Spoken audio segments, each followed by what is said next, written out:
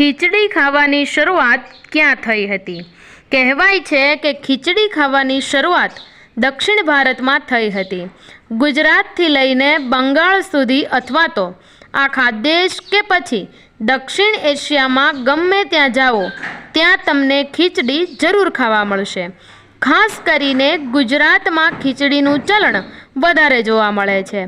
અહીં ખીચડીમાં તમાલપત્ર, જીરું, રાઈ, મીઠો લીમડો વગેરેનો ઉપયોગ કરવામાં આવે છે અને ખીચડીને કઢી સાથે ખાવામાં આવે છે. ઉત્તરાયણના દિવસે પણ મંદિરોમાં ખીચડો પ્રસાદ તરીકે વહેંચવાની પરંપરા છે.